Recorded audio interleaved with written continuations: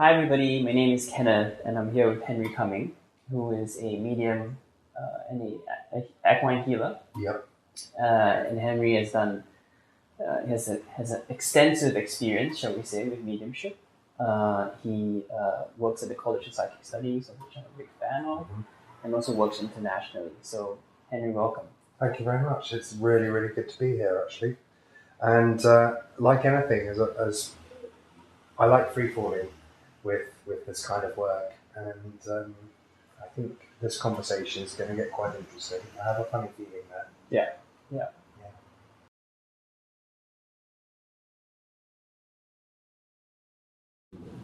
I think a lot of people struggle with the concept, the whole spiritual work of the Lightwork, a road, as it were, and I think they have a romantic notion of just going off to a cave or a desert and meditating in silence in nature. Actually, to be honest, the light worker today has to be able to find that in this metropolis, for example. It has to be found in London, one of the zillions of places that we operate and live. Yeah. And I always bring that up in my class, actually. I always stress how important that is, to be able to find that peace, that quiet, that we all so desperately need to do in order to be able to function properly. Yeah, I think it's something very practical. It's almost even like, I've been thinking about spiritual entrepreneurship recently, and just to talk about it a bit more. Because I've been doing all this stuff with YouTube and trying to make a living out of it, and PayPal and donations, and trying to blend that with a spiritual life as well. And that's something that it's almost as if it's the new model. It's like the new model is integration with society, not, like you say, going out to a mountain, meditating or doing energy work on the planet or something. I mean, you can do that right here. It's balance. Yeah. And I don't think spirit expects us, and obviously we are spirit anyway, but I don't think that lovely consciousness that we love and know as spirit, I don't think they expect us to live like monks. I don't think they expect us to, not drink, not have fun, be vegetarians or whatever it may be, whatever people's concept of being a light worker is. I've always felt, as you know, I've been aware and very conscious of spirit since I was very, very small. And I was raised in a good old-fashioned Scottish family. My parents both lived and worked in London, but both their sets of families, as it were up in Scotland on the East Coast. And my mother's family in particular was the place that we spent most of my time when we were on holidays and things. And it's a big farm in Scotland which had cattle. You don't have a Scottish accent, though? No, I went to school in London, you see, because my parents are working in London. So I was schooled in London, but the farm itself was a proper working Scottish farm. Cattle, arable, had shooting, fishing, all that sort of stuff. Everything that I suppose you'd imagine a landowner to enjoy. And so I was raised in that kind of environment. And I think from a very early age I realised that it's important, firstly, to be grounded, secondly, to be real. Because, as I said, I don't think, and I'm not saying that it's not everybody's path, and there are people out there who do live a monk-like existence, and that's how they feel they can best serve mankind. And it's a wonderful thing. And it's and some people might deem it as a sacrifice, others deem it as a necessity. I definitely feel, I think the line that I seem to be coming in on is the fact that I am a meat eater. I do drink, not very often, albeit, but I'm real, as in I like to feel that I'm practical, very down to earth, and real. I'm living life. I have the same issues that everyone else has. Every month you worry a little bit about money, for example. How are you going to pay the mortgage? How are you going to pay this bill? How am I going to afford this? All the real concerns that everyone else has. And it's going back to what you were saying. It's so important. I think the biggest challenge we have in life is to achieve that balance. it's to try and embrace as much of what we are as possible as light workers, as spirit, which is what we are, and combining it with this rather challenging life that we all live here on the earth plane. I think it's probably one of the hardest places to exist as a spirit. I really do feel that. Yeah, I think it's a it's an advanced courses. It's one of the coarsest of places I think we can probably exist, isn't it? It's very coarse. It's quite rough on us. Very dense. It's very heavy and very challenging, generally speaking. And I don't think it's that balance, isn't it? If we go 100% light worker and we focus everything on our light work, everything we know, we eat, breathe, sleep, light work, we lose sight of why we're actually here. Yeah, disconnected. And to be honest, it's very disorientating. It's very ungrounding. And you might as well not be here. And I think the reason why we're here is to be as much of as a light worker as we possibly can. Yeah. But in the same breath, we still have to pay our bills. We still have to have relationships. We still have to have our family life. Yeah. We still have to, I suppose, deal with the consequences of our actions. All of those factors are so vitally important for us now at the moment, and never more so than now. And also, I wanted to say it helps your light work because people can relate to you. Yeah. Because you've gone through the experiences that they've had. And, it's not like you're coming from the outside, you're coming from the inside. Yeah. And that's very important to have that rapport with your audience, whoever it is that you're imparting your light to. I think the way forward, I think light workers over the centuries, they've been around for as long as they've been around. They've been around for centuries and centuries and centuries, thousands of years. Millennia, yeah. And I think in the past, I think light workers, mediums, healers, prophets, whatever you want to call them, seers, I think they've had this stigma attached to them that actually a lot of the time they're unapproachable. Because they're sort of big mystical. Absolutely, it's the whole, as I like to put it, I'm not trying to cheapen it at all. I'm not trying to demean it in any way whatsoever. But it is very smoke and mirrors.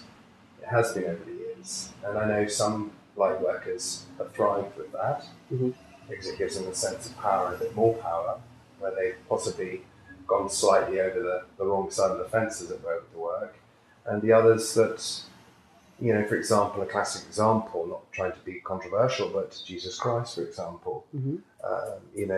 Christians have their beliefs and understandings of who that man was and who they felt he was and how he served us and how he lived his life. But there are lots of different sides to a story. And I think at the end of the day, with light work as it is now, it has to be palatable, it has to be real. Because it's what we all are. I think the smoke and mirrors have to be removed. I think the whole us and them and the elitist aspect of it has to be removed. Because actually, the media, for example, highlights certain people that are deemed experts or these extraordinary people that do these extraordinary things, and actually, they're just a handful of tens of thousands of people who are just as capable of doing that as they are. And this diversity is really important. Like, we can't only look to like Deepak Chopra, Deepak Tole and all that. There's entire fields that are being kind of they're bashing through the forest, It's like, we got to really appreciate that diversity. And, there's so many directions this can go in. Like on YouTube, where you guys are watching this right now. This is on YouTube, and I've been thinking about YouTube a lot recently. It's huge. It's just democratized. It's amazing. TV. Yeah, it's incredible. But I also feel, I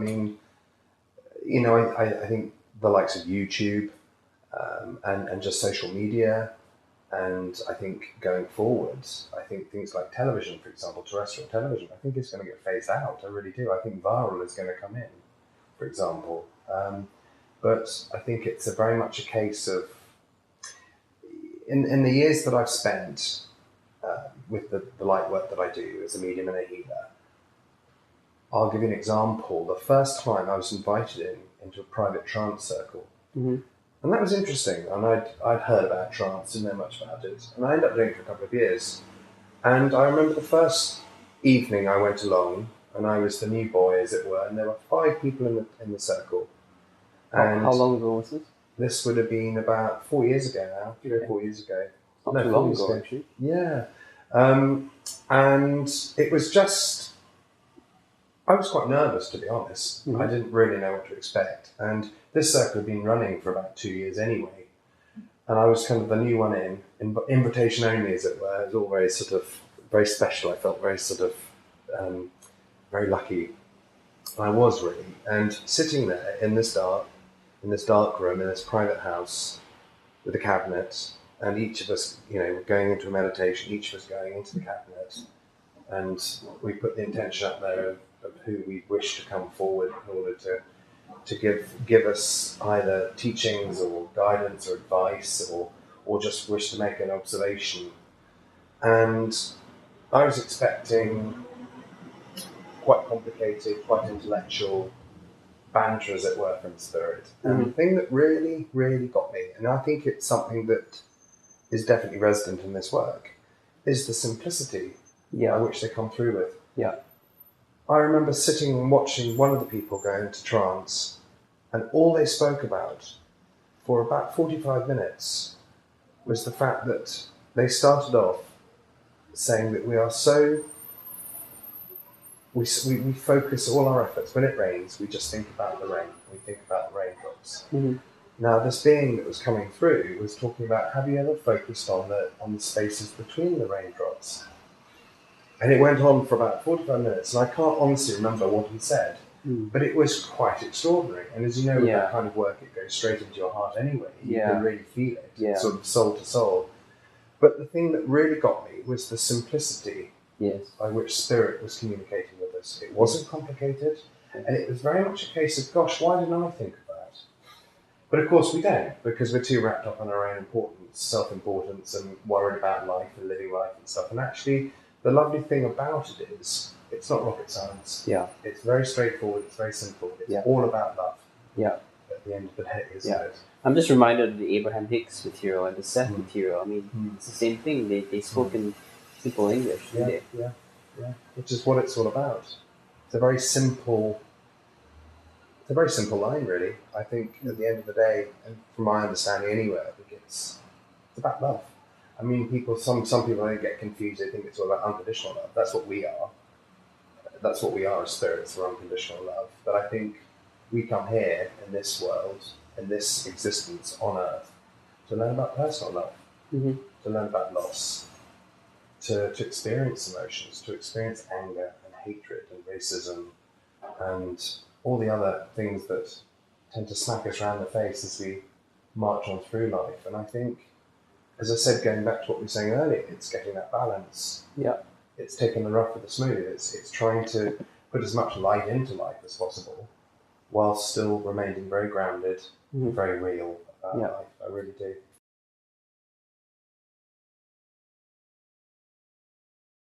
And that's actually a really kind of important... I mean, for me, that moment was going to the College of Psychic Studies. I mean, I was like a second year undergraduate at Imperial College. And I was kind of like, I guess I had my scientific hat on. And I was like, is this really real? Come on, guys, seriously. And I think I can't remember who was the medium, but it was an open reading. And I looked at all these people, and he was giving this information to people, and the people were like reacting, and they were all like taking it in as a matter of fact. But I could see that kind of, when someone says something to you, you respond, your body language can't lie. And I was thinking, okay, so either like, the whole thing is a sham, the whole thing is a fake. All these guys are actors. The entire building is in the act. It's a total scam. I paid £5 to see this thing. And they're probably fleecing some people in the audience. Or psychic ability is real. And it's like, where do you go? And then after that, I had a psychic reading myself. And the psychic, told me things about myself, which there was this resonance, and like they were telling me really, really specific things, this to the same level as you, and I was like, I mean, this is really real. This is real. This is real. And then you, not only that, you start to realize how many lies there are out there in the world about this kind of stuff. Charlatans. It's a wonderful word, isn't it? Well, I want to say more about the scientific establishment. It's like in the education system, they present you with this Newtonian view of the world, and it's the mind. Don't go into the mind in terms of joining. You can examine the mind in terms of yourself. Your psyche, what's happening inside of you, but they don't ever talk about the minds being joined. Which is something that they always refer to them as individual minds. Exactly. And actually, it's a collective consciousness, isn't it? 100%, 100%. Which is the paradigm which a lot of people already have, but there's this line you see between the way people think about minds in two camps. I just think it was extraordinary, and I mean, after that, you realize, like, wow, like the entire scientific establishment is wrong. They're never going to snap out of it unless they choose, because it's a choice. It's a choice whether to accept or to be open to these kind of things.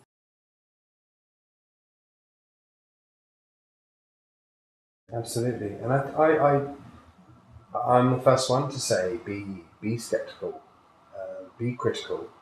I think it's important to be discerning, and I think it was one of the well-known lamas would say, actually, I don't expect you. I expect you to examine what I tell you. I don't expect you just to follow it because I've said so. Yes. I want you to actually rationalise it. I want you to be comfortable with it. Right. I want you to sit with it. I want you to feel it. And if it doesn't feel right, don't accept it. And I think that's what life's all about. The work that I do, as a medium and as a healer, it's, with mediumship, for example, I mean, it's very easy to, as you said, the gathering you described, to be in a room full of people. And I can understand the first time you've ever been exposed to anything like this, you go in and you're thinking, gosh, what is going on here? It's all a bit weird.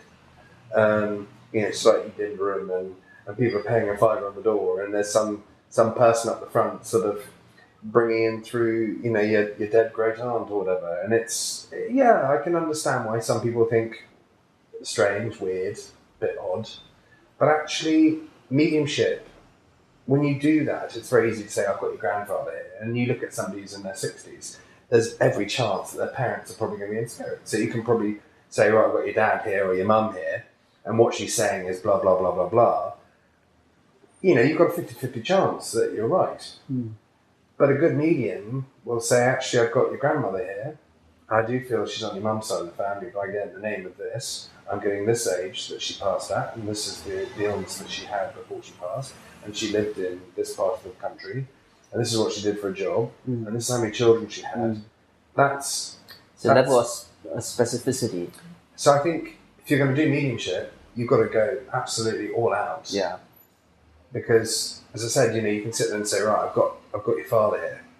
Yeah.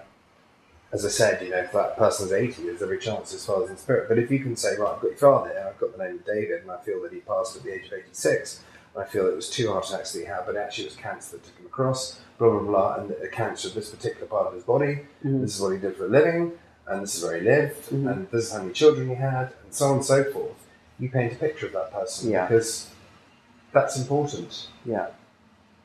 Because you present that evidence that tells that person that you have their father, and then you're reliant in it, that you're then passing on some upliftment, some message of love, or just a nice bit of encouragement, or whatever it may be. And often that's all it requires. Yeah. And also, I mean, a lot of the good mediums and psychics that I see, they will never ask for, they will never want the client to feed them information, because there is this kind of, am I co-reading the client? Am I, there's this kind of like, maybe you don't want to contaminate the psychic from your ego, what you think this person, imagination, what this person might have been, or his circumstances. It's funny, really. When I was growing up, I was aware quite early on that I was never going to be a conventional soul, really, as a person, a conventional person, really. And I've never liked anything that's too easy. And mediumship, for example, is a very controversial subject. Mm-hmm. And don't get me wrong, there are people out there that cold read and they're extremely good at it. Yeah. And believe it or not, in one part I will disagree with the fact that they shouldn't be there, and it's very unfair, and they're probably fleecing somebody for quite a lot of money. And they give the industry a bad name. Absolutely. But there's also a flip side to anything, really. For whatever reason, they're probably got their market, as it were, and they're probably helping a certain demographic, for example. But in the same breath, I don't think it's right that people should, I think whether it's with mediumship, whether it's with a service that you provide, whether it's something that you're selling, whether it's something that you're giving, I think it's wrong at the outset to rip people off. Well, I just don't think exactly. That's right. It's what I'm trying to say in a roundabout sort of way. Sure. But there are some people out there who really, really believe in what they do. Me for starters. I mean, I could be, working in a very serious chefing job at the moment, getting national recognition, as it were, as a chef, if I wanted to be, or if I chose to have gone down that road. But actually, I felt the calling for the work that I do now much stronger than any other kind of work that I could possibly do. And when somebody comes to see you, and you've never met them before, and they sit down like you are now, sit down on the sofa, and I tune in, and I bring through a daughter who drowned last year at the age of 15 on a family holiday in the south of France, in the pool that was attached to their villa. And I don't know this about this person, and it all comes in very clearly, and you watch that release, and the sadness, and the eyes well up, and the heart opening. I know it seems some people might deem it almost as if I'm preying on somebody. I'm not at all, because she wouldn't have come to me in the first place if she felt like that anyway. But she's healing. I'm healing that person. I'm helping with the healing process. Yeah. I'm a cog in the system. I'm a cog in that whole healing process. Mm. And it might be just the thing that she needs to come to see me. Yeah. I need to connect with her daughter, who died last year in that family holiday, to describe who she is, maybe her name, where they were, what she did, and lots of other relevant information that only maybe mum knows about. Yeah. To confirm to her that her daughter is still around. Yeah. Is still there. Yeah. Gives an awful lot of relief and peace and understanding to somebody's passing.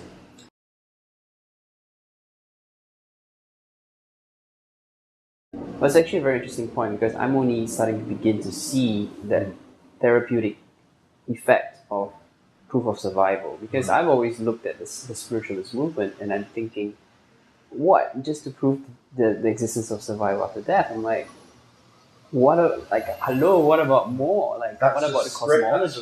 Exactly, it's just scratching the surface. But at that time, it was, because all of this fear around death, it's something that's still very, very real for 99% of the people on the planet. People are terrified of dying. Yeah. The bulk of humanity is scared of death. And I feel, in my understanding, that death is probably the hardest thing for us to get our head around. It's probably one of the top, if not the top fear that humanity public has. Speaking. Yeah, absolutely. Public speaking always puts the fear of God out. Most people doesn't. But the concept of the fact that we are going to die one day really does intimidate and really scares people. Yeah. And I'm of the understanding that if we can get past that fear of dying, we can really start living. We can really feel excited about what we have now. Yeah. And the people around us, the people that we love, the relationships that we're in, the friendships we have, the work that we do, the countries and the parts of the world that we go to visit, all of a sudden it starts to make a lot more sense. And actually, death is just a transition. Yeah. It's another beginning. Yeah. We're just going into another existence. That's my understanding of it. it. Yeah. And as I said earlier, I was terrified of dying when I was small. I was really genuinely scared of it, thinking, I used to wake up in cold sweats thinking, gosh, one day I'm going to die. Mm-hmm. I don't know when I'm going to die. Mm-hmm. I could die next week. Mm-hmm. I could die in 50 years' time. I have no idea. But every time I would see these people walking around in spirit thinking, gosh, when I do die, am I going to be walking around like this? What kind of a life is that? But actually, if we can get past that fear of dying, that fear of death, Mm-hmm. people can really live. And it's, as I said, the mediumship side of things is just scratching the surface. It's also revealing and, in a very small way, encompassing what it is that we are and what we're all about. And it's just proving to people, actually, to be honest, we don't die. We never die. Mm-hmm. We're like an ever-ready battery. We just go on and on and on and on. Now, I just want to allay some of the fears that some people possibly might have with this kind of like, okay, you're seeing dead people. Mm. So what happens to us when we die, and how do we avoid kind of floating around in the ether? The bulk of people that die, when, we're born, we live our life, and at some stage in that life, we die physically. Mm-hmm. When we physically die, depending on how we go, and this is obviously my understanding of how it works, if we have something that's deemed a natural death, as it were, so for example, we get to be 89 years old and we're getting a bit creaky and a bit old, and we may have been an ex-smoker or something, so our lungs are a bit knackered and our heart's a bit tired and our joints are a bit creaky, and we're just slowly getting old, and that lovely effects that that age has on us. And we go to bed one night and we don't wake up. Our heart decides to just stop. Generally speaking, in that kind of environment, our spirit will leave the body and it will cross over what I would refer to as the veil. Mm-hmm. So it's going from this consciousness, so from this state, into a non-physical state. Mm-hmm.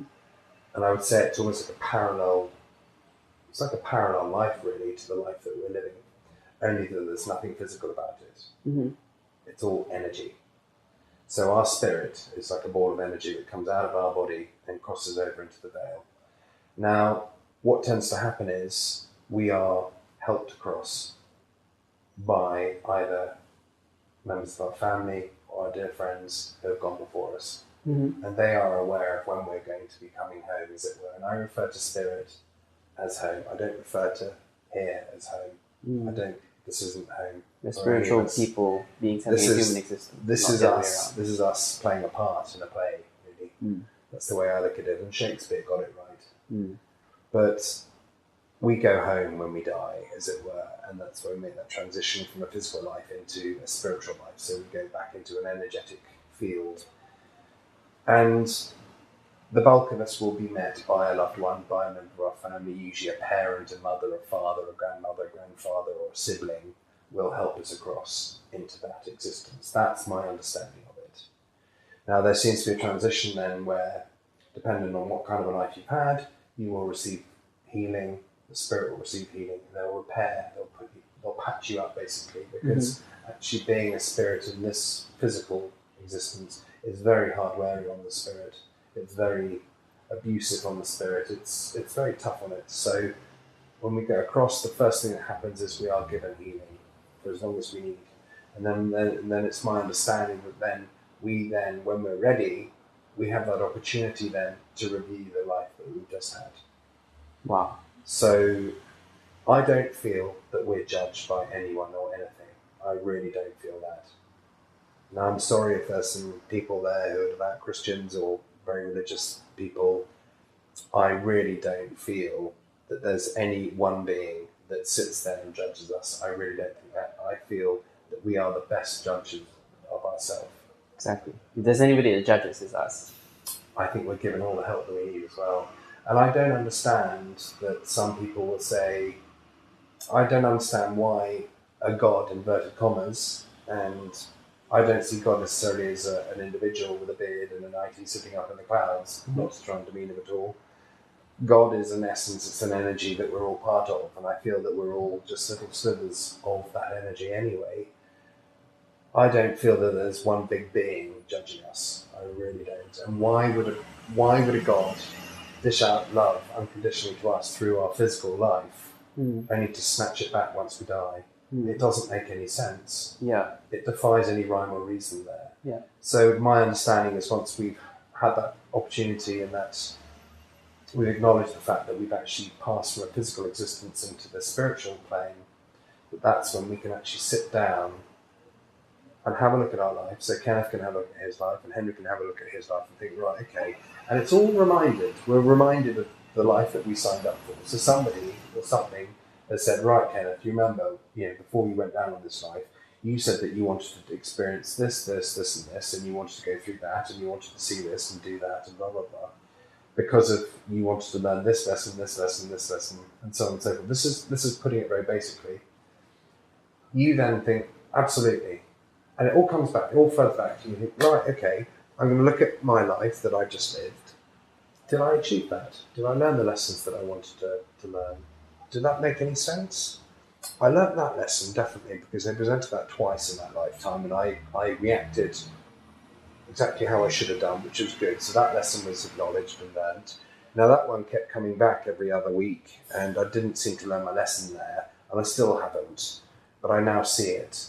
So maybe then, after, because also, as my understanding is, when we go across into that spiritual plane, the only place that time exists is here. The only time that time is linear is on the earth plane, where we have our minutes, our hours, our weeks, our months, our years. So it happens instantaneously, really. Absolutely. From our point of view. I feel, to be honest, that actually this is all coexisting. All of it, all at the same time. Wow. So we might refer to having past lives and stuff like that. Yeah, time is just an illusion, isn't it? Absolutely. I think possibly we're living that at the same time, perhaps. Maybe we are. I mean, gosh, if I knew all the answers, I wouldn't be sitting here today. Probably up there somewhere, as it were. But it's funny because I think the wonderful thing, the moment you scrape off the surface and you get a bit curious and you start your own development, spiritually speaking, and you consciously want to develop as a medium, as a healer, and working on certain modalities to develop those sides of you, it just starts to come up, doesn't it? You just think, wow, that's amazing. And you start sort of answering all these questions. You think, gosh, that's interesting. So if it's like that, what happens when that happens? And of course, that's what it's all about. Yeah. So then after that, do we then construct almost like we're planning a mission, like to go down again and to learn certain things and to gather some pearls. Yeah, when you do a mission, like a military mission, you go in to do a particular job, don't you? Yeah. And I think that's what it's like with our life, really. I think we think, as a spirit, gosh, I really want to go and learn what it's like to be hated, or I want to experience racism, for example, or something like that. So we'll incarnate into physical body, which will put us in that best possible situation. So, whatever it may be. So you have that life where you are experiencing extreme racism or hatred, or unconditional love, or whatever it may be. And I think that's something that you discuss. I do feel that there is some kind of a hierarchy, definitely in spirit. I definitely feel that there are some very senior beings. Are we playing? Recording? Yeah, just want to double check. I do feel that there is a pecking order, as it were, with beings. I do feel the likes of Christ and energies like that are right at the top of the tree. I really do. And I'm not saying that because I'm not about Christian or anything like that, but I do feel that we've got that sort of energy top of the tree, and then we're kind of coming all the way down, all the different consciousness. Where is the angelic kingdom in that? I would say it's probably, if we're looking at say we're at the bottom of the tree and we're looking at the top, and say you've got, God, inverted commas, and the Holy Trinity, as it were, as I suppose a lot of people would understand it as, would be at the top of the tree. I'd say the angelic kingdom is good 3/4 of the way up the tree. Right. To put it roughly. Does that make sense to you? Well, I mean, there's so many theories. There's so many theories. Yeah, absolutely. But in the same breath, I think there is a relevance in it, but in the same breath, I think it's irrelevant as well. I think because that's what we're all about anyway. It's what we choose that we wish to come through as. Does that make sense? Yeah. So I think as a raw spirit, as it were, as that essence of that consciousness that pops into this physical body that brings us down here into this existence, I think we can probably go anywhere we want. I think we have access to the whole of that if we so desire. Now, Henry, I want to bring it to the practical now, because we're going to the last kind of 20, 25 minutes, 30 minutes of our interview. This is to address, you out there who are listening and maybe want to investigate this or already on this path. What can we do to facilitate this? And what kind of advice would you give to someone who's starting out in this exploration? First things first, don't have any expectations. I think to approach anything like this with a very open mind, I think it's very healthy to have doubts about it as well. But healthy doubts. I think doubts, if you have extreme doubts, it can obviously have an adverse effect on things right across the board, whether it's this work or whatever you're talking about. Is to be very open-minded to it, but also to be accepting the fact that this is what we are. Now, some people will be very open to what it is that you'd like to explore, what it is that you want to find out about spirit and what you are as a spirit, and this kind of work, development side of things, the mediumship, the healing. There will be people out there who are really, really anti it. And I do feel a lot of that time, a lot of that will be brought about by fear or just a non-understanding of it. And of course, if we don't understand something, we tend to fear it, don't we? Or we're wary of it. If there's something that feels quite poignant or quite prominent or quite strong, but we don't necessarily know what it is, there is a natural feeling to feel threatened by it, or maybe fearful of it. And actually, the more people uncover it and unfold, the more they realise that actually it's fueled by love. Not trying to sound cheesy or anything at all. We operate our fuel, cars run on unleaded and diesel, we run on love. At the bottom, that's the bottom line really with it all. But when it comes to the development side of things, is not to put yourself in a box. I think people almost like to model themselves, and it's a natural human trait as well, on certain people that inspire them. Yeah. So, for example, in my field, obviously I'm into the mediumship side, there's some amazing mediums out there. One of them in particular, Gordon Smith. He's a fabulous medium. I mean, he's a really, really good medium. He's very humble. He's extremely good at connecting, and that's all he does. He doesn't do predictions, he doesn't do life guidance, he does mediumship. He proves that life exists after physical death. That's his role in life. He's not there to convert people, he's just there as a messenger, basically. And he's a very, very special soul. And some people will try and model themselves on him, for example. So they'll try, even down to the point they'll use his mannerisms when he's on platform.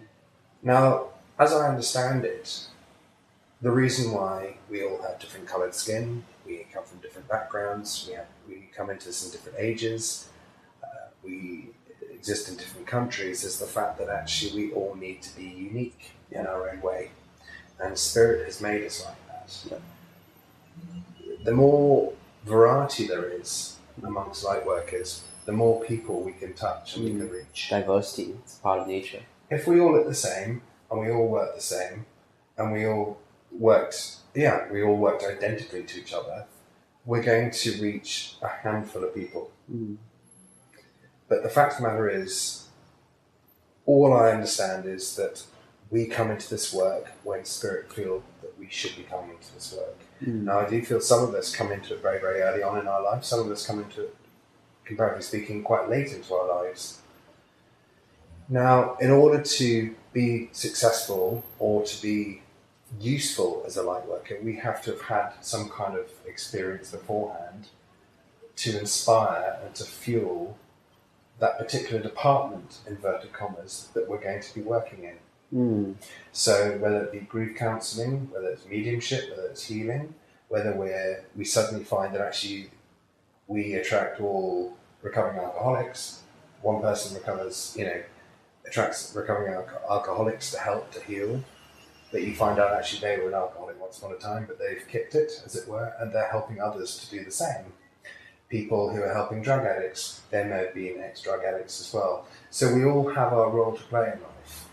Now, some of us, I think, and again, it's a human trait, feel that we need to exist in a much greater, much grander scale. And actually, to be honest, some of the people, or the bulk of the people that make the most amount of difference, are the people that just work their little corner, work their patch.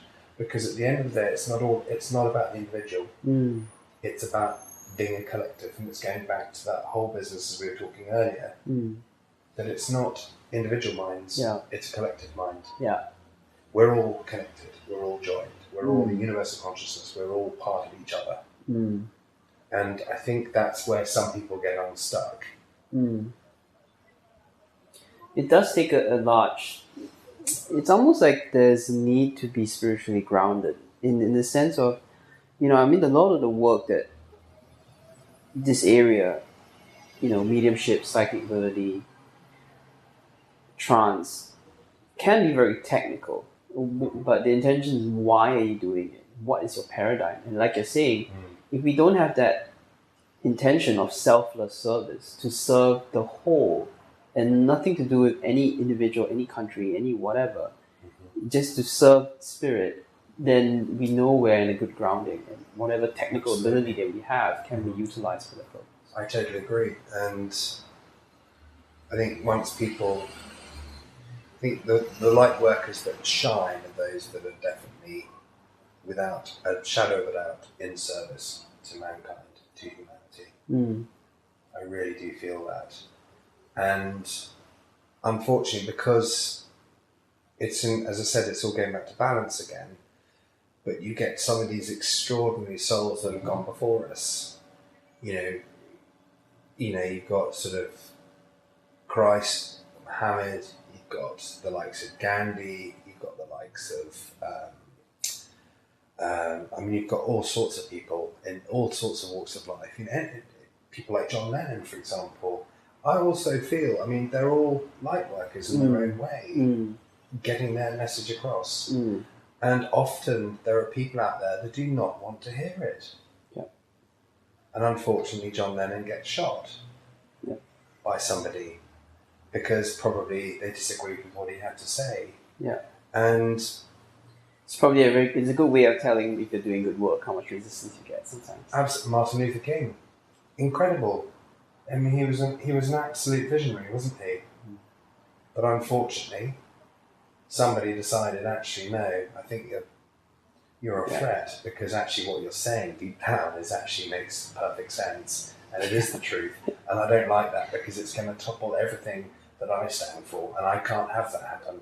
So I'm going to make sure that you get silenced permanently. And often that works that way.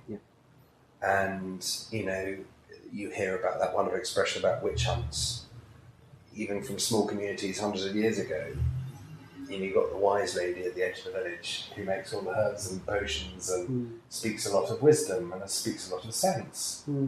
But maybe one day something that she says is actually very threatening to the landowner or the king. And all of a sudden, she's dangerous, or he's dangerous. And it's a fear again that mankind seems to fuel. Does that make sense? It makes absolute sense. I'm just getting this. It's almost as if the humanity is one organism, isn't it? And we are one mind, and it's like there is part of us which is unconscious, and part of us which is conscious. And very often, what the conscious is experiencing brings out a lot of fear in unconscious. So on a collective level, you could see this reaction as this play between consciousness and unconsciousness. It's fascinating. It is fascinating, And ever since I can remember, I always used to love being left in the car if Mum went off shopping. In the car, we parked and locked, and we sitting there just watching people go backwards and forwards, and just watching how people interact, how people react to situations, how people are with each other. It's absolutely fascinating to watch. And again, it's souls trying to adjust to this rather strange change, this strange existence that they have to go through and experience. But some of them don't even realise they've signed up for it. And they're wandering around some city centre in Dundee, say, thinking, what am I doing here? My father's an alcoholic, my mother's a drug user, my brother ran away from home when he was 13, I skipped school for the last 5 years, and what am I actually doing here? And actually you find out somebody like that ends up being a huge inspiration one day, because they've had to have gone through all of that to make them, or to give them the tools in the toolbox to be able to help people like they were when they were growing up. And we all, as I said, if we were all the same, we'd be very limited as to who we could help. But the fact of the matter is we're all different. And that's what I would say to people who are looking to develop as mediums, as healers, is to remain as individual as you possibly can as a person, but obviously think collectively, because you are just a cog in the grand mechanism of what this is all about. But yeah, don't have any expectations. Give selflessly. Be happy, enjoy life, help where you feel inspired to help, and really just make the most of what you have. But the development side of things, life is one big development circle. That's the way I look at it. Would you encourage people to go to like the spiritualist churches? And yeah, it's. I mean, you'll hear a lot of the old school mediums, as it were, saying that is your training ground. Going to spiritualist churches all over the country, all over the world, going to spiritualist centres and doing demonstrations or teaching, because you're meeting lots of different types of people. And as you can appreciate, in a city like London, for example, the demographics are amazing. You go from one church in West London to one in East End, and one in North West London, and one in South London. You've got completely different people attending these churches, so you're reaching different demographics of people.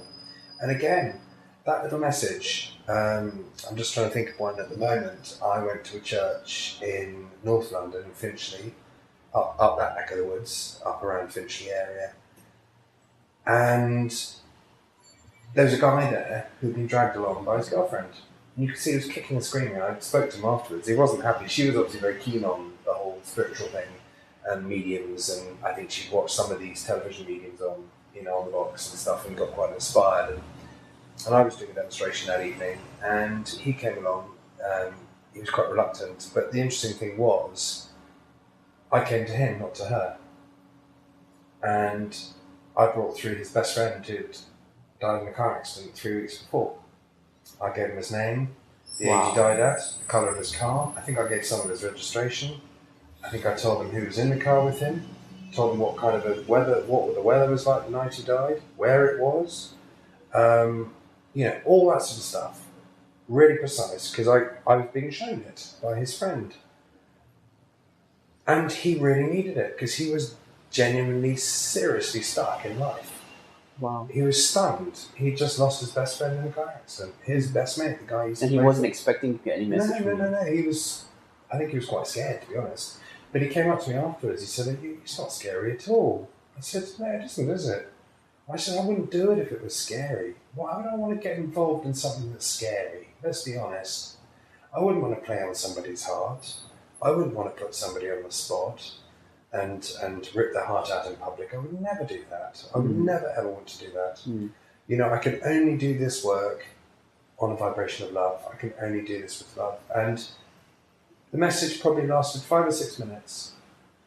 And on the end of it, the message he gave them was amazing, to the point that this guy, was 20, 21, broke down in tears, in a good way. And I saw him afterwards. He came up and he wanted to give me a hug. I was fine with that. I love a good hug. And he just said, "Thank you so much." He said, "I was so lost." He said, "He was my best friend." And I said, "That's good. Now you can get on with your life now." He said, "Yeah, I can. And I'm going to go to college," because he dropped out of college because his friend had died. And he's a very bright boy. And he's about to throw it all away. And his friend came through just to say, "Don't dream of dropping out of college. Don't be silly. You've worked really hard to get there. Just because I died, yes, it's a terrible thing. It's sad. And I'm not going to see you in a physical form the rest of your life. But please don't blow your life up." And he's gone off. He's doing a degree. And, his life will be amazing. Yeah. And to be able to facilitate that, firstly, I feel incredibly privileged. I really do genuinely feel massively privileged to be able to do this. But also it's so humbling. But it's the core essence of what we are. We're in service to each other. We're all love. we're all to help each other. It's a team effort here. Yeah. On the earth plane.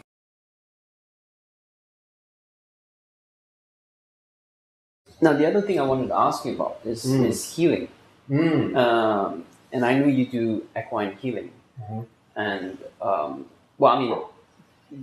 the entire work is healing, isn't it? Yeah. It's just healing in different modalities. Healing, yeah. But tell us about this direct healing that you do, or this healing work that you do. Something that I think I've been doing, or I know I've been doing for as long as I can remember, but something that I've consciously been doing for probably the last 10 years. Something I've always had a very strong connection with is the animal kingdom. In horses and dogs in particular, but any kind of animal really. Snakes, chickens, hamsters, gerbils, guinea pigs, dogs, cats, pigs, you name it, horses, birds of prey. It doesn't really bother me really. I mean, I look at it as just another soul, another spirit we're helping here. But I realise that firstly I can get a sense of what's going on with that animal when I meet it. And secondly, when I put my hands on an animal, healing happens. And often a very physical form of healing as well. Wow. So not only are we, as you can understand, with healing it works with the mind, body and spirit, which is what we're all comprised of. Often with, for example, a classic example, a dog might be emotionally challenged. Dogs, generally speaking, or animals as a whole, are all about unconditional love. Classic example, you can have a dog, you can work 18 hours a day, you can work really, really hard, you can have mood swings, you can get angry, you can get upset, you can be inconsistent, you can be rubbish with getting back to your friends. But every time you come home to that dog, tail's always wagging, it's always pleased to see you. That's unconditional love. There's no judgment. There's absolutely no judgment there at all. So that's what they're trying to learn. They are bringing unconditional love to us. They are reminding us of what we're all about. Because when we're here as souls, we get all this stuff loaded up onto our shoulders. We're loaded up with, the way we've been raised.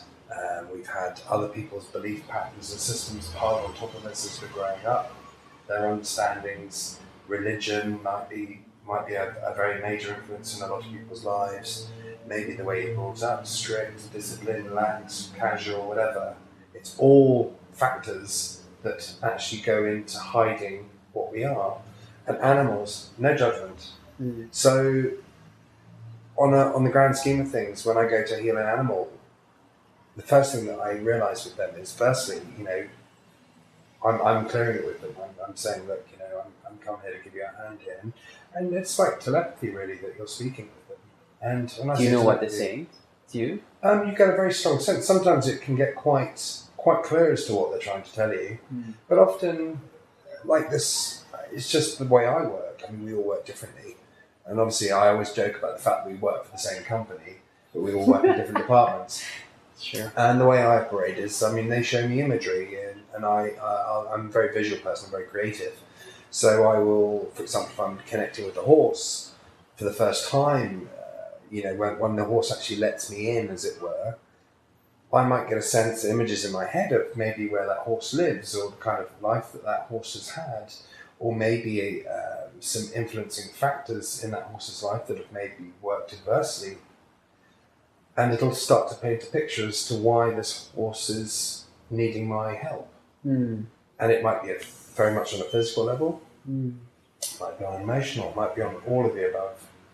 And to be able to connect with an animal, to lay my hands on an animal, you can actually feel the physical healing actually happening. The point where you can actually physically see things moving and adjusting and changing. Within the space of a few minutes? Absolutely. Wow. To a horse changing its entire attitude,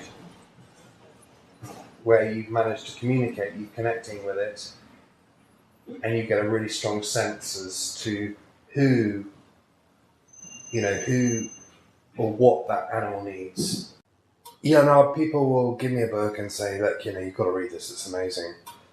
And a lot of the time, it's not because I don't want to read it. Sometimes I just, whatever, intuitively just feel maybe not my cup of tea.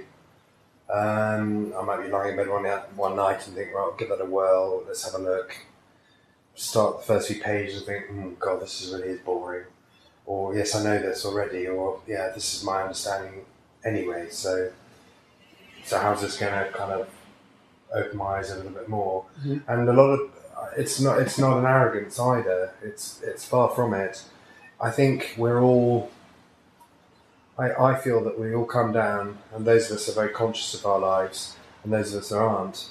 I do feel that we're a bit like a new computer. You go to a computer shop and you buy a brand new computer, it's got that hard drive and the software and everything built in. And I feel that we come down with that. And when something resonates with us, it's because it's what we're all about, or what we understand, or what we understand to be right. If it doesn't resonate, it's either not right for us, or it's not meant for us. Does that make sense? And that's what makes us individual as people and as spirits. Mm-hmm. And that's why it's so important to be individual. That's why it's so important to be, I think, just aware of how we feel and how we feel in certain situations and certain environments, and whether or not certain belief systems that are maybe being imposed upon us by either our peers, family, friends, whatever, whether that sits comfortably with us. And I think a lot of people do struggle with it, in that I think there's an element of don't want to let people down, don't want to upset people, don't just anything for an easy life, you know what I mean? So they just kind of go with it, really. So they'll go along with in a particular religious vein, for example, that maybe that's a family religious vein, or a belief system, or an understanding of what life's all about, and not really venture outside of that, because it's much easier that they don't, to be honest, because it'll go against the grain, it might upset a few people, and it make their life a little bit harder. And I think it's people with a bit of a character and end up doing this kind of work pretty much full on, the light workers, because I think light workers don't like injustice. They don't like things that don't possess any kind of truth. They only kind of resonate with stuff that comes from a place of love, or comes from a place of good. And it's important that those of us who do feel so strongly about our views need to actually, I'm not talking about going outside with a placard or a loud hailer and saying, I believe in this, this, and this, and this, but also just, it's what people don't understand is, I think a lot of people are scared away from this work because they feel as your role as a light worker is to go on the stage. Let's define that in your terms. What is a light worker? A light worker, in my understanding, is somebody who has decided to expand their own consciousness, so explore their own consciousness really, and start to ask questions about, I suppose, about matters beyond our understanding as a human. So there are a lot of people in this life who come into life, they're born, they go to school, they meet their sweet childhood sweetheart, they get married, they become a plumber, they're a plumber for 40 years, they retire, they go to the pub every Tuesday, Thursday and Saturday night, and that's their life. And that's their life. And they have a couple of children, they raise children, the children go to the school that they went to, they still live in the same town, and they live a very normal kind of existence, really. And they're happy. And that's obviously what they want to do. I feel that a light worker is somebody who is not necessarily happy with that kind of an existence, because I think they feel that their calling is much stronger than that of a regular, normal, run-of-the-mill type of life. I think they feel that there is more to life than that. And there's more to being here than just living. Does that make sense? And the light worker, as my understanding goes, is somebody who is actually bringing light to the situation. So somebody who is helping. I told you, it's quite noisy there, isn't it? I'll let them go. Quite noisy. It can get quite hectic around here with cars and things, but as I was saying to you at the beginning, I think it's important to be able to find that peace and resolve within this kind of situation, and if you can do it anywhere. But a light worker is somebody here who is raising people's own awareness of what we are and who we are and why we're here, and I suppose highlight the fact that we're a collective. We're not individuals necessarily, although a lot of people feel that we are. That we're one big family, and that actually we have a duty and a role, and we come through because we've chosen to come through as light workers in this lifetime to be almost like shepherds to sheep. And again, this is not meant to sound arrogant at all. It's not, because there are hundreds of thousands of people like me in the world and like you, and we all have our little role to play. And I often feel, and I think a lot of people get scared away by that definition of light work because they think it involves maybe standing up on television or on a big stage in front of hundreds of people and speaking your truth. Mm-hmm. And actually, light workers work in all sorts of departments, as you know. Light workers can work very quietly behind the scenes without any kind of public awareness, without any kind of media awareness. Just somebody who every Tuesday night will take a few people in for a bit of healing in some little village in the back end of Suffolk or something. Light workers work in varying degrees in different ways, and I feel it's bringing in the light. And what do you think, to you, is there a connection there with extraterrestrial souls, that kind of thing? Or do you think we're all extraterrestrials in that sense? I think we're all... I think there are lots of different civilizations going on as we speak and working in different vibrations. And I tend to look at universal consciousness as what we all are and what we're a part of. Almost like a giant radio transmitter and receiver. And depending on how tuned in we are, depends on what frequency we can go to. And I think depending on the frequency depends on where we are existing in the grand scheme of things. That's how I understand it to be. And I couldn't tell you whether or not for a fact that, extraterrestrials are out there. I think it would be an incredibly arrogant remark to think that there aren't. I think there's no reason why there shouldn't be. And I think there's been evidence spanning back to ancient Egypt to 2,000, 2,500 years ago, where you've got images on tombs, on temples, of objects flying around the sky. Mm.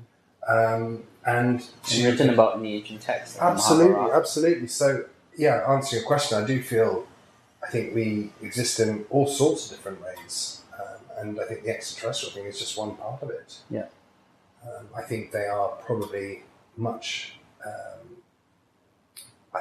more learned than we are. Mm. I think they're much more advanced spiritually than we are. I think they just exist in a very different way. And I think, to be honest, on an earth level, I think we live quite basically. I think we're quite coarse in the grand scheme of things. I think this is, in my understanding, is I feel that where we are living at the moment on earth is probably one of the lowest, roughest vibrations that a soul can reside in. I really do feel that. Mm. I think from here on, it's the only way is up, really. And again, to these other civilizations that exist in other star constellations and other galaxies, I really do feel that. Why not? It's such a big place. I want to bring it back to healing. Mm. And we were talking before the camera was rolling about how you approach your healing. Could you just repeat that for us? How do you approach healing a client? What do you do? What goes on during the process? When somebody comes to see me in a healing capacity, often they don't fully know why they're here. They may have been referred to me by somebody, a friend of theirs, or somebody that's been to see me already, or been to see another healer, and kind of figured maybe this is what I need. So a lot of the time they often think they know what they need, but when they sit down in front of you, healing is really, in my understanding, is really getting to the crux of it. It's getting to the absolute essence of what that person's about and why they're reacting in the way that they are, whether it's physically, emotionally, or mentally.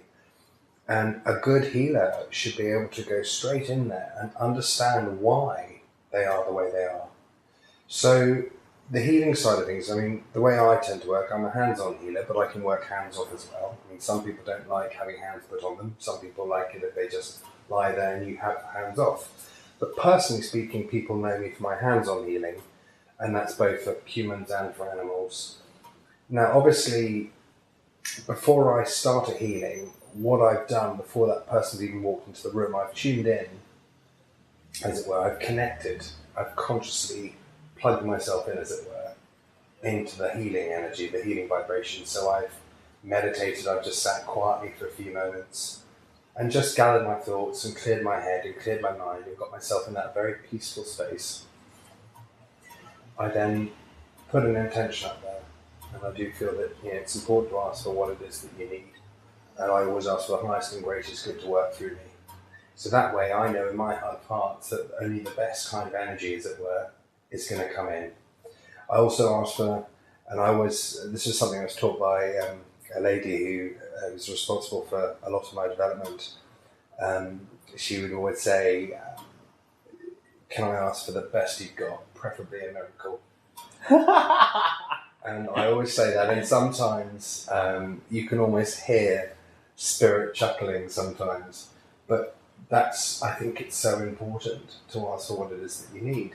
And if that's the sole intent of this healing, then let it begin, And then once we've kind of put the intentions up there, I've connected, it's a very simple case of maybe it might be appropriate to have spoken. I generally speak to the person beforehand, find out what's going on with them, maybe even ask them a direct question, why are you here? And they might say, well, I really hurt my back last year, I had a car accident, and I've had an operation, but my back's always been stiff and I've always been a bit funny and I have loss of feeling in my right side from time to time, or my neck's hurting or my head's hurt or whatever it may be, or it could be that I've just got a broken heart and I need a bit of a pep, I need a bit of a boost. And as you know, it works with the mind, the body and the spirit. So from that perspective, I just get a sense of what we're dealing with here, and in the same breath, because I'm connected into source, as I like to refer to it as, I'll get a very strong sense as to why they're here as well. So if it correlates, their story correlates to mine, that's cool, I'll go with it. If it doesn't, I'll tell them what I feel is going on as well. And usually find middle ground, something that they're comfortable with, and then the healing has already begun before they've even walked in the room. Yeah. So they telling you about a specific problem helps you hone into what needs to be done, but at the same time, even if they didn't tell you, you could just allow spirit to do whatever it needs. Generally speaking, it doesn't happen 100% of the time, but a lot of the time I will get a sense of, if it's a physical ailment, I will probably get drawn to exactly where the problem is, and maybe even get a very, very strong sense as to what the problem is, so how it was caused or how it came about. And then as a conduit for spirit, I'm either laying my hands on or having them just off the body, and the healing energy will flow through me into that person, and healing will take place. Now, the outcome of the healing is not up to me, and I make that very, very clear with people. I don't feel that anybody has the right to say, I can cure you. You have people who say, I work a lot with people with cancer, for example, but I also seem to have a lot of people who have very bad necks and backs and joints and knees and hips and all sorts of weird and wacky ailments and problems and issues. And I don't think anyone is in their right to say that we can cure you. All I can say is, look, I can certainly instigate the healing, but the outcome of the healing, as to whether or not you do get better or not, that's not up to me. That's up to a much greater power. Right. That's going to... and also the person, whether or not he wants to. Absolutely, that really helps as well. But often, as you can appreciate with healing, it's not just about me giving healing to somebody else, it's somebody giving themselves permission to receive healing. But also, in a lot of cases, that person giving themselves permission to release something they hang on to. It might be grief, it might be anger, it might be sadness, that will actually be making them physically ill, be manifesting in a physical way.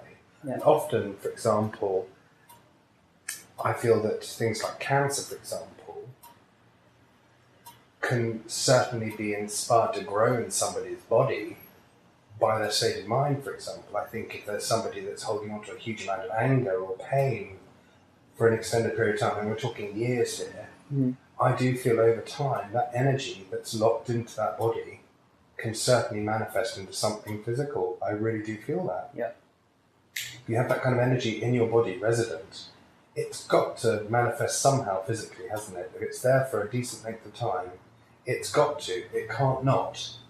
And often when people have cancer, for example, I think a lot of the time there is a reason for it. Well, would you say that's the basis for all disease? I totally agree. Yeah, absolutely. I really do.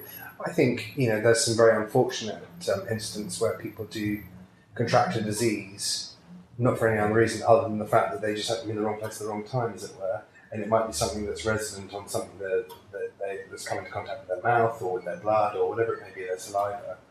But I do feel that a huge chunk of people who are suffering physically and emotionally it's a direct result of their mind, their mental process, their emotion. Well, even if you were at a certain place at a certain time, you were the person who instigated to be there at that certain place. Absolutely. And I think we hang on to too many of our emotions. It's got to manifest somehow. Yeah. Now, the question obviously begs to be asked, if it's spirit doing the healing, then why do I need to go to you for healing? Why can't I just do it on my own? You can if you know how to. And I think it's something that's very easily... Yes, please. I think it's something that everyone should be aware of. I do feel that we all have the potential to be able to heal and to be healed and to heal ourselves and self-heal. I mean, that's one of the first disciplines you learn if you, for example, take up a healing course, in this country or anywhere really. You take up a healing course, they'll cover that aspect. It's the self-healing, because you can't really heal others unless you've got yourself sorted out in the first place. And that's one of the first disciplines that people will be taught or to be shown and to understand before they continue to heal other people. It's understanding how to heal yourself. Mm-hmm. And answering your question, there's absolutely no reason why you shouldn't heal yourself. But the reason why people come see me is a lot of them can't heal themselves. Mm. A lot of them are so wrapped up in their own lives, their own issues, that it doesn't even occur to them. And actually often it's much easier for them to just to come and see somebody like me, because it's impartial, there's no judgment, and I just take them as I see them, clear it, heal it, move on. And many times it's also very symbolic, isn't it? It's almost as if we can't accept ourselves as... we feel like we're not good enough, or we're not worthy enough of this healing, so we have to look to somebody out there who will help us. And it doesn't matter if it's a professional healer or not, but somehow that projection is enough.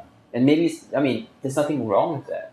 But at the end of the day, obviously we want to move to this model of self-reliance about well-being. And that's another role for the light worker, is to raise awareness for people to actually realise that actually they can do it themselves. But the fact of the matter is, the reason why there are so many about and open and people come to see us is that there are a lot of people out there that don't know how to go about it.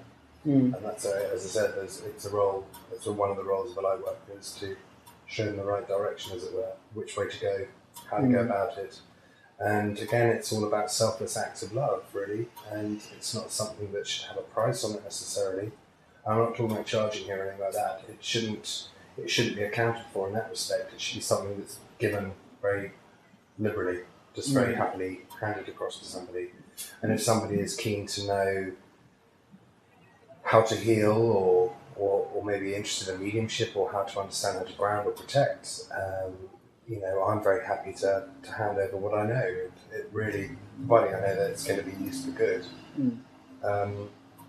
There shouldn't be any kind of, I suppose, conditions attached to it, really.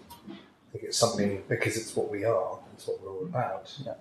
Some of us are more enlightened than others in that respect, and I'm not saying that again in any kind of arrogant way. It's very much, it's a fact, really. Some of us are a lot more conscious of what it's all about than others. Yeah. And it's up to us then to help them. There's a wonderful expression, and I know you're an ex-military man, you can only go as fast as your slowest man. Yeah. And as we go as a collective through life, it's our role to help the slow ones to come up to speed and to keep up with us. Does that make sense? Yeah, the chain is only as strong as the weakest link. Absolutely. So you appreciate that. How do you practice spirituality? Probably not as much as I'm sure. I don't know. I mean, that's a very interesting question. I mean, I'm a firm believer, and I think people have wrestling matches when they get into the spiritual work.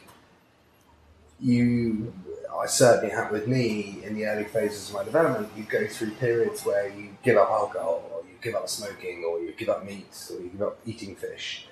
You do meditation 2 hours a day and all that sort of stuff. And you go through all these phases, and really, as I was saying earlier, we're all different. We all react differently. We all behave differently. And we're all, individuals in that respect.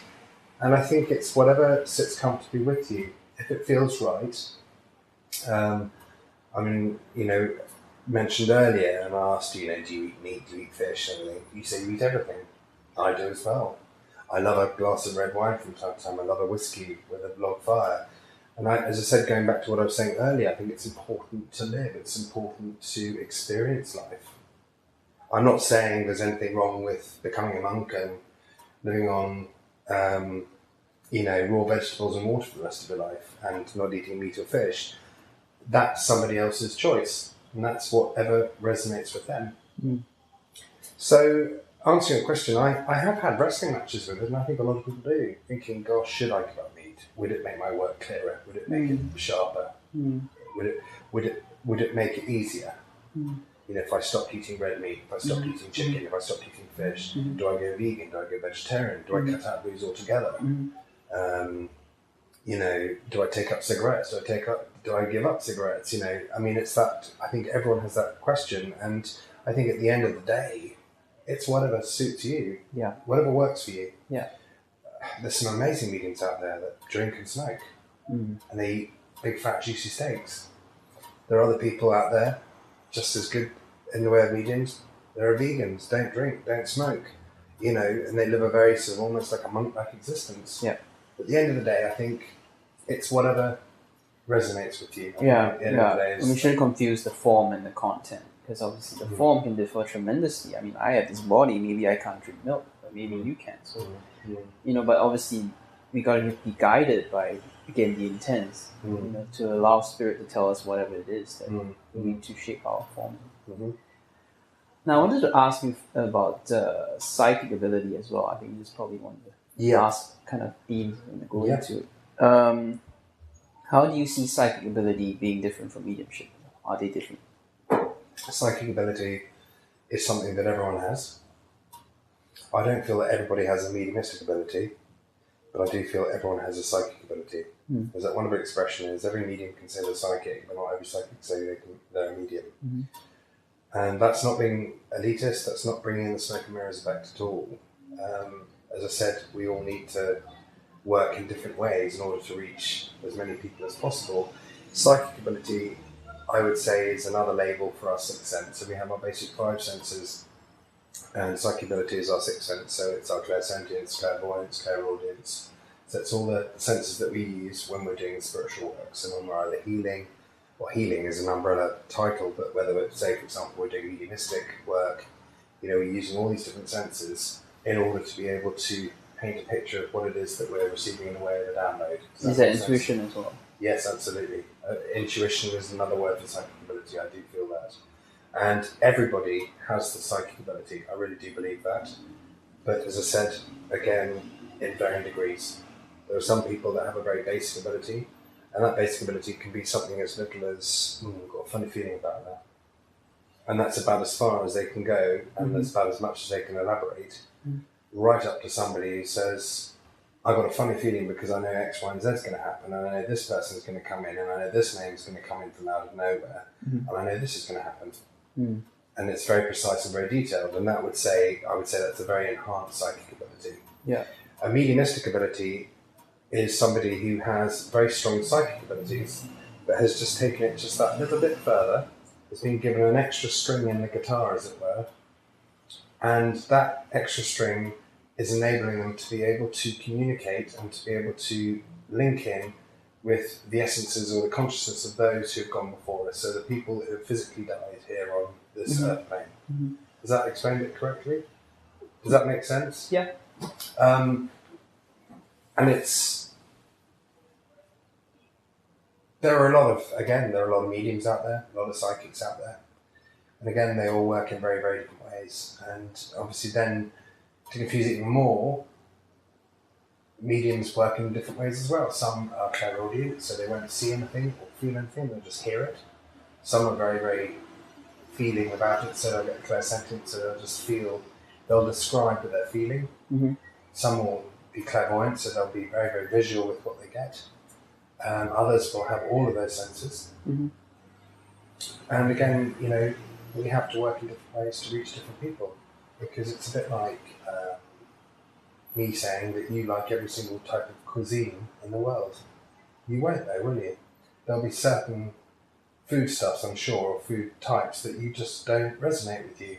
And it's exactly the same with mediums and light workers. Yeah. And I always say to people, when they come to see me, if they've lost somebody that they love, maybe a sibling or a member of their family or a friend who's gone across the spirit, and they come to see me in the hope that that person's going to come in and we can communicate. Sometimes it doesn't work. And I'll say to them, I said, look, the way to look at it is, would your brother hang out with me in real life? No, he probably wouldn't. So the chances are he probably won't come down through me today, because he won't resonate with my energy. But touch wood, luckily, I've got a good hit rate in that respect. If there's somebody there, there's a very, very good chance they'll want to come in and communicate, because what I try and do is get Henry out of the way as much as possible. Mm-hmm. So I'm literally an open channel for them to be able to pop in. Yeah. And I just get the judgment that I get completely impartial with it. Yeah. And be as accommodating as possible energetically to enable that person to feel comfortable enough to come in to talk to their loved one. Mm. Well, it's a very interesting area, because then we've been focusing on dead people. What about spirit guides? What about extraterrestrial beings? There's a whole plethora of beings out there, isn't there? So is that mediumship as well? What is that? Is that called channeling? Well, mediumship is a human term, really. I think it's just another label, and as humans, we just like to label things. And in life, and certainly in this work, I think it's impossible to be able to label everything. As human beings, we just have to feel that we have to give something a name, or we have to put it in a particular pigeonhole, or a particular box, or a particular department, a particular section, a particular paragraph. And actually, at the end of the day, mediumship is just a word that's been given and associated with the ability to be able to communicate with people who have passed the spirit. But also mediums work with guides. We all work with guides, and you can be a psychic and work with guides, not necessarily with people who are dead, as it were. So it varies, really. I think at the end of the day, the more conscious you are of connecting with spirit and with source, it'll increase your chances of being able to connect to the whole of the picture. I think the more you do it and the more you go into it, I think the more that they let you see. So you might initially be born a natural medium or a very, very strong psychic abilities, and then they suddenly transform into mediumistic abilities. And then actually you start to explore it even more and get a bit deeper and start to meditate a bit better and maybe lighten up on your diet, and you start to really focus on what you're doing. And all of a sudden you're having direct conversations with guides and masters and teachers in spirit. So nothing to do with your family at all, just beings that have come in to help. And then you can go in even deeper and deeper and deeper. And I know there are lots of people out there that is their sole focus in life, is to go in as deep as they possibly can. And at some stage, I'm sure you get stopped. Because maybe actually you can't go any further than this. That's not your chosen path. That's not where you're meant to be going. This is the level that you're meant to be working on. Yeah. We don't want you to go over onto that line, because that's not what you signed up for. Yeah. And I think there is some kind of a hierarchy behind the scenes, but not in the sense that we don't stand in this existence. Yeah, because that's very much. Because we're all together.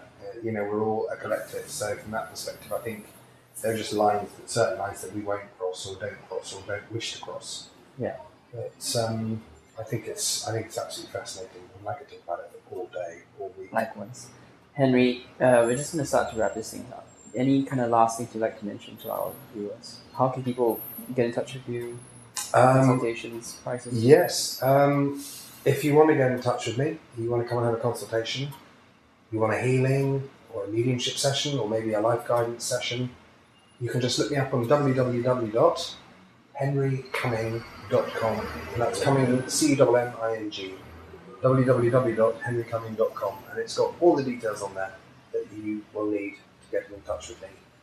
But apart from that, really, I've really enjoyed this chat. It's been really, really lovely to meet you. Yes, likewise. To see you. And I'm sure we'll do more work together. Definitely, absolutely. So thanks for watching. If you've got more comments, do leave them on the comments box. I will provide Henry's website and links below.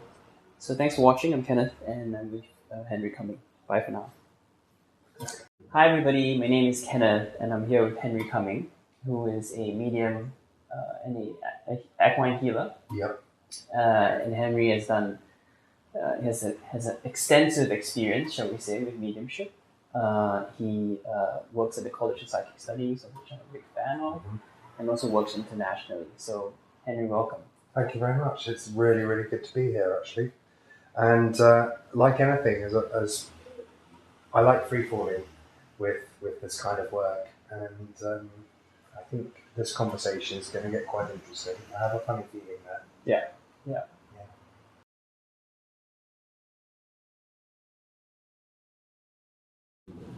I think a lot of people struggle with the concept, the whole spiritual work of the Lightwork road, as it were, and I think they have a romantic notion of just going off to a cave or a desert and meditating in silence in nature. Actually, to be honest, the Lightworker today has to be able to find that in this metropolis, for example. It has to be found in London, one of the zillions of places that we operate and live. Yeah.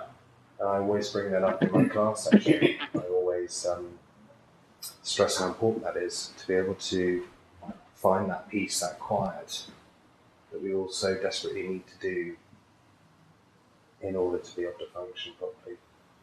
Yeah, I think it's something very practical.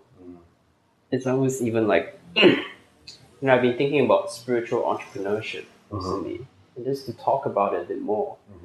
Because I've been doing all this stuff with YouTube and trying to make a living out of it, and PayPal and donations, and trying to blend that with a spiritual life as well. And that's something that it's almost as if it's the new model. It's like the new model is integration with society, not, like you say, going out to a mountain, meditating or doing energy work on the planet or something. I mean, you can do that right here. It's balance. Yeah.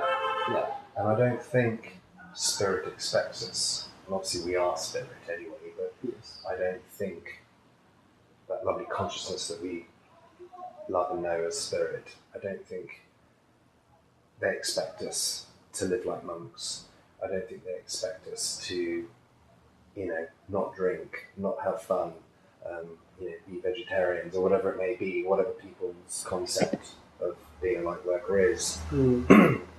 I've always felt, as you know, I've been aware and very conscious of spirit since I was very, very small.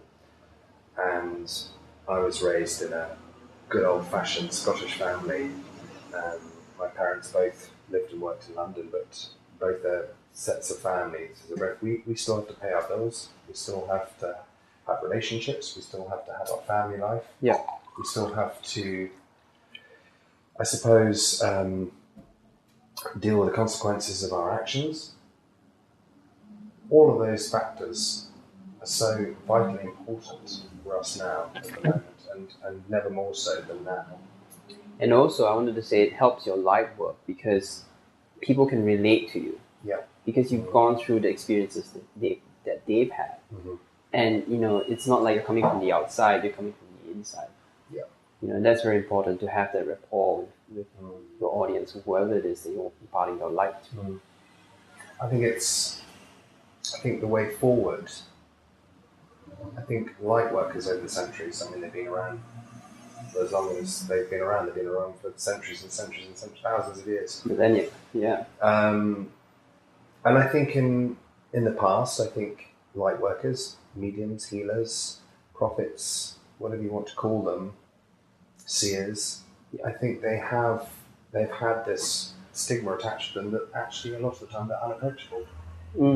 This is because there's sort of big mystical. Absolutely, it's the whole, as I like to put it, I'm not trying to cheapen it at all. I'm not trying to demean it in any way whatsoever. But it is very smoke and mirrors. It has been over the years, and I know some light workers have thrived with that because it gives them a sense of power, a bit more power, where they've possibly gone slightly over the wrong side of the fence, as it were, with the work, and the others that, you know, for example, a classic example, not trying to be controversial, but Jesus Christ, for example. You know, Christians have their beliefs and understandings of who that man was and who they felt he was and how he served us and how he lived his life. But there are lots of different sides to a story. And I think at the end of the day, with light work as it is now, it has to be palatable, it has to be real. Because it's what we all are. I think the smoke and mirrors have to be removed. I think the whole us and them and the elitist aspect of it has to be removed. Because actually, the media, for example, highlights certain people that are deemed experts or these extraordinary people that do these extraordinary things, and actually, they're just a handful of tens of thousands of people who are just as capable of doing that as they are. And this diversity is really important. Like, we can't only look to like Deepak Chopra, Deepak Tole and all that. There's entire fields that are being kind of they're bashing through the forest, you know. It's like, we gotta really appreciate that diversity. And, you know, I mean, there's so many directions this can go in. I mean, like, importance and worried about life and living life and stuff. And actually, the lovely thing about it is, it's not rocket science. It's very straightforward. It's very simple. It's all about love. At the end of the day, isn't it? I'm just reminded of the Abraham Hicks material and the Seth material. I mean, it's the same thing. They spoke in simple English. Which is what it's all about. It's a very simple line, really. I think at the end of the day, and from my understanding anyway, I think it's about love. I mean, some people, they get confused. They think it's all about unconditional love. That's what we are. That's what we are as spirits, we're unconditional love. But I think we come here in this world, in this existence on Earth, to learn about personal love, to learn about loss, to experience emotions, to experience anger and hatred and racism and all the other things that tend to smack us around the face as we march on through life. And I think, as I said, going back to what we were saying earlier, it's getting that balance. It's taking the rough with the smooth. It's trying to put as much light into life as possible, while still remaining very grounded, very real about life. I really do.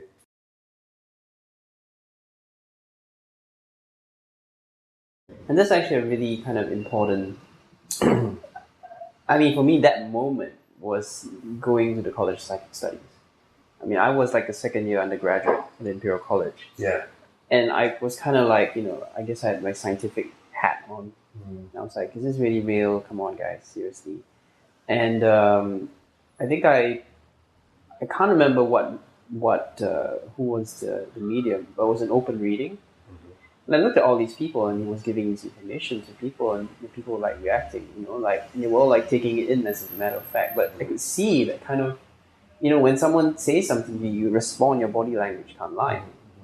And I was thinking, okay, so either like, you know, the whole thing is a sham, the whole thing is a fake. All these guys are actors. The entire building is in the act. It's a total scam. You know, I paid £5 to see this thing, and they're probably fleecing some people in the audience. Or psychic ability is real. And it's like, you know, where do you go? And then after that, I had a psychic reading myself. And the psychic, you know, told me things about myself, which there was this resonance, you know, and like they were telling me really, really specific things, you know, this to the same level as you. And I was like, you know, I mean, this is really real. This is real. This is real. And then you, not only that, you start to realize how many lies there are out there in the world about this kind of stuff. Charlatans. It's a wonderful word, isn't it? Well, I want to say more about the scientific on YouTube, where you guys are watching this right now.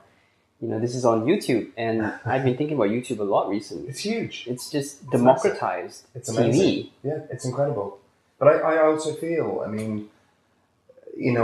think the likes of YouTube and just social media, and I think going forwards, I think things like television, for example, terrestrial television, I think it's going to get phased out. I really do. I think viral is going to come in, for example.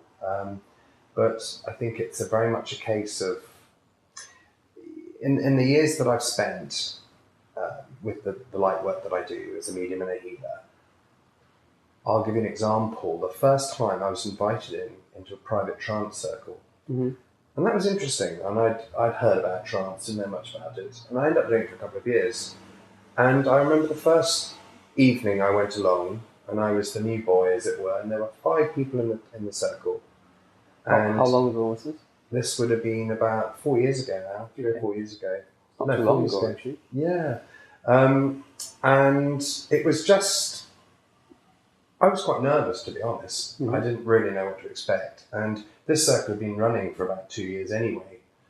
And I was kind of the new one in invitation only, as it were. It was all very very special. I felt very very lucky.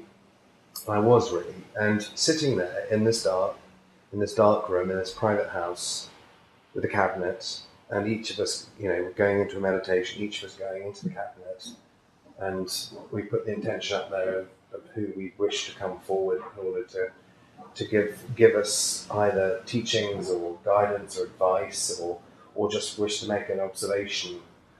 And I was expecting quite complicated, quite intellectual banter, as it were, from spirit. And the thing that really, really got me, and I think it's something that is definitely resident in this work, is the simplicity by which they come through with. Yeah. I remember sitting and watching one of the people go into trance, and all they spoke about for about 45 minutes was the fact that they started off saying that we are so... We focus all our efforts. When it rains, we just think about the rain. We think about the raindrops. Mm-hmm. Now, this being that was coming through was talking about, have you ever focused on the spaces between the raindrops? And it went on for about 45 minutes, and I can't honestly remember what he said, but it was quite extraordinary. And as you know, with that kind of work, it goes straight into your heart anyway. You can really feel it, sort of soul to soul. But the thing that really got me was the simplicity by which spirit was communicating with us. It wasn't complicated, and it was very much a case of, gosh, why didn't I think of that? But of course we don't, because we're too wrapped up in our own importance. Self-aware, we're up in Scotland on the East Coast.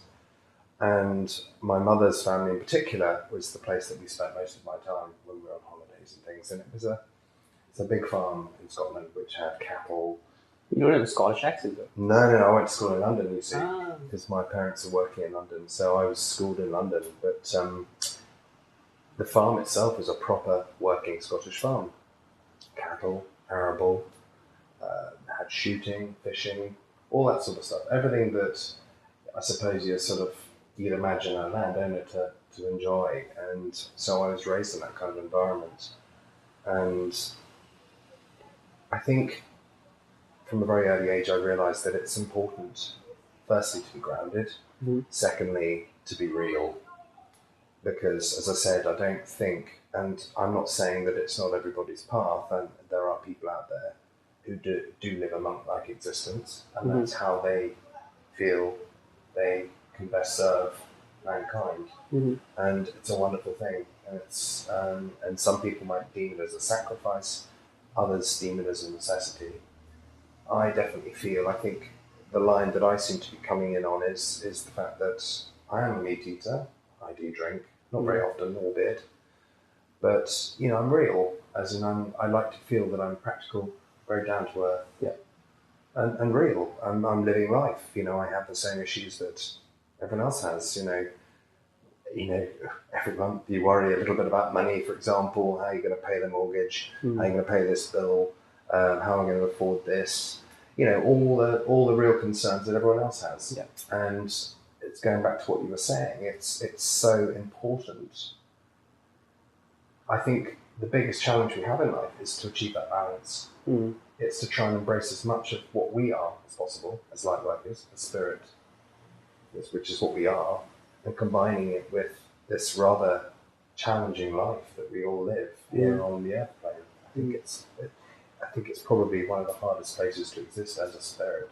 I really do feel that. Yeah, I think it's a it's the coarsest. It's one of the coarsest of places I think we can probably exist, isn't it? It's very coarse. It's quite rough on us. Very dense. It's very heavy and very challenging, generally speaking. And I don't think it's that balance, isn't it? If we go 100% light worker and we focus everything on our light work, everything we know, we eat, breathe, sleep, light work, we lose sight of why we're actually here. Yeah, disconnected. And to be honest, it's very disorientating. It's very ungrounding. And you might as well not be here. And I think the reason why we're here is to be as much of as the light workers we possibly can. Yeah. But in the same